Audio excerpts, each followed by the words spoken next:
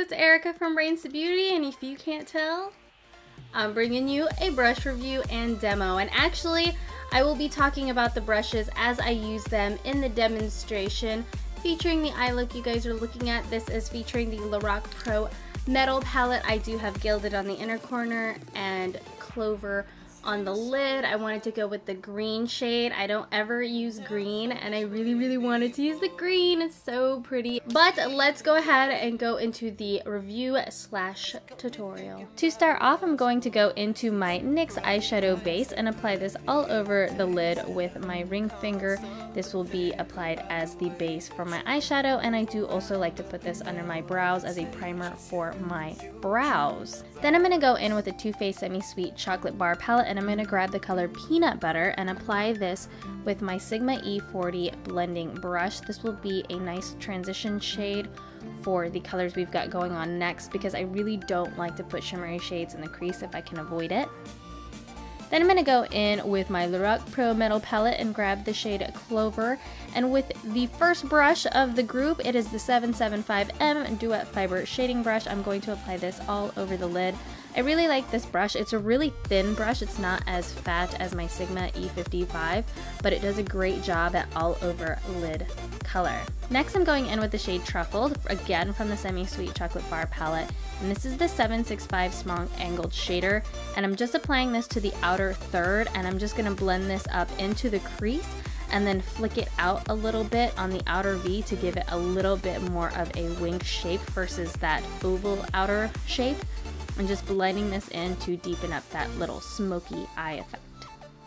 Then I'm going in with the 767 Round Dome Blender. This is probably one of my least favorite brushes of this set, only because it is super duper dense, and so it actually like almost over blends. It's like, if you mess up, this is a great brush to like blend things completely out, but it like blends almost too much. I still need to work with it.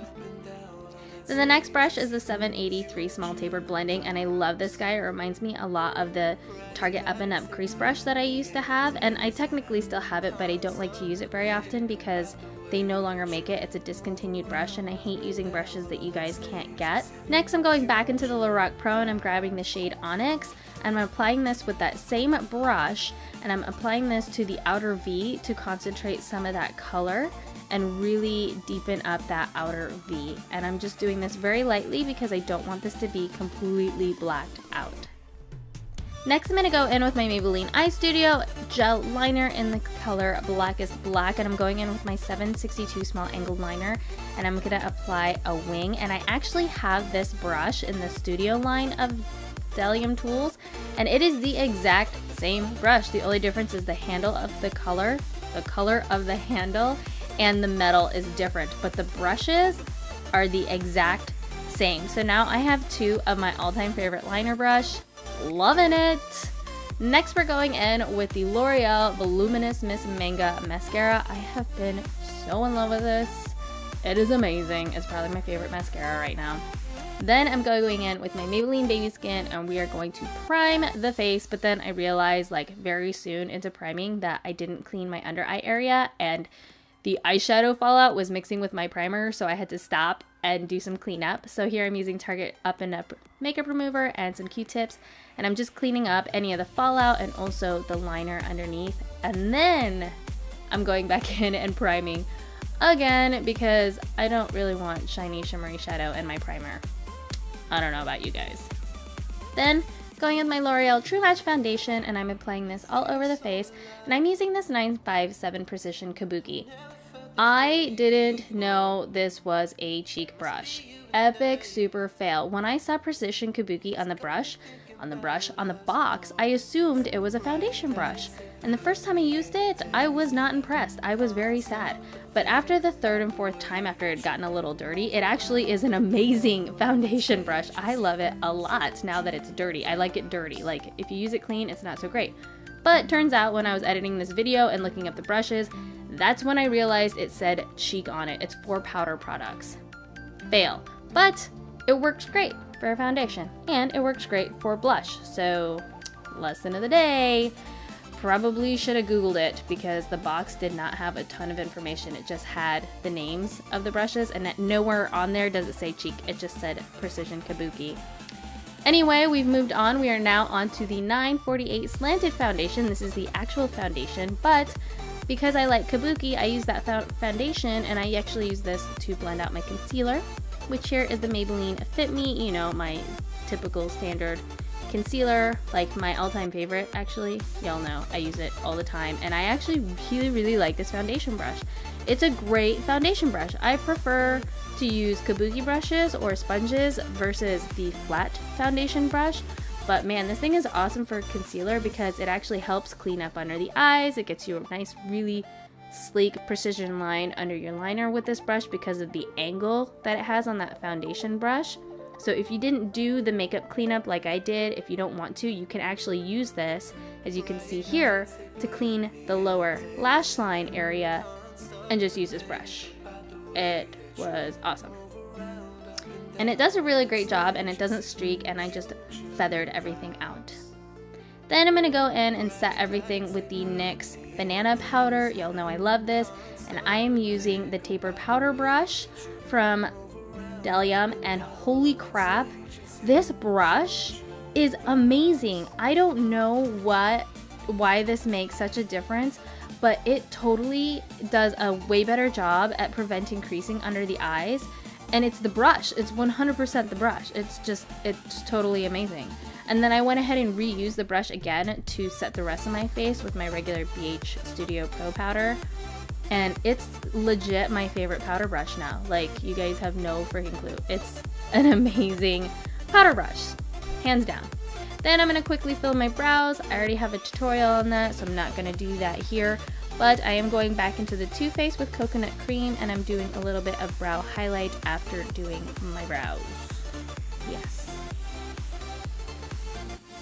Then I'm going to smoke out the bottom. I'm using Truffled again with a crown smudger brush, and I'm just lining the lower lash line with that powder. And then I'm going to blend that all out with peanut butter using, I don't remember what brand this is, but then, dun dun dun, my camera died. And I didn't know because it was still showing up, like the display was showing up, but it had stopped recording. And I didn't get to catch this, but it is the Maestro 732 Mascara Fan brush, and I actually use this on my lower lash line. And it's actually just a better way to apply mascara if you have a hard time getting your mascara wand close to your eye without making a mess. This brush lets you do it. I'll have to do a separate tutorial. Thumbs up if you want a separate tutorial, and comment down below. And then we picked back up, but at this point, I was already so far into my lips that you guys like caught the tail end of it. And this is the square lip brush.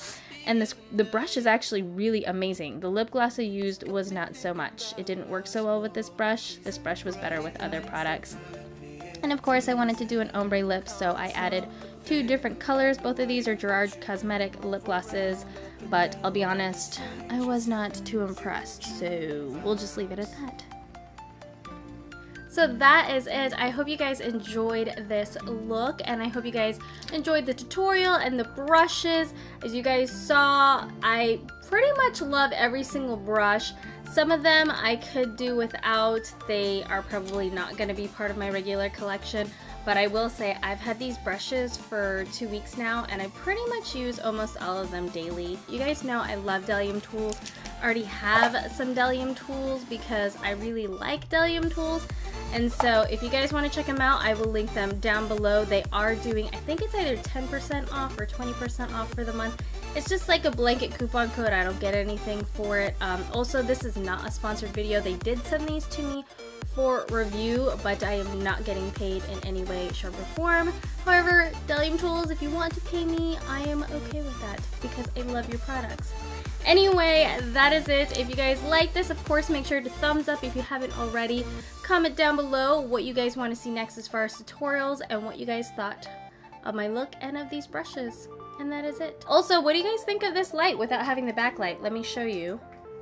That is what it normally looks like. This is what it looks like without. I kind of like it without, mostly because I'm hot and I'm sweating, but also because I kind of like this like hazy background. This is a white sheet, but without the light directly on it, it looks a little bit more grayish. I don't know. What do you guys think? Let me know. I know, I'm constantly asking you guys about lighting. This happened in my last video, so let me know what you guys think down below, and that is it. Thank you guys so much for watching. This is Erica from Brains to Beauty. Yes, one-handed wave, because the other one has brushes.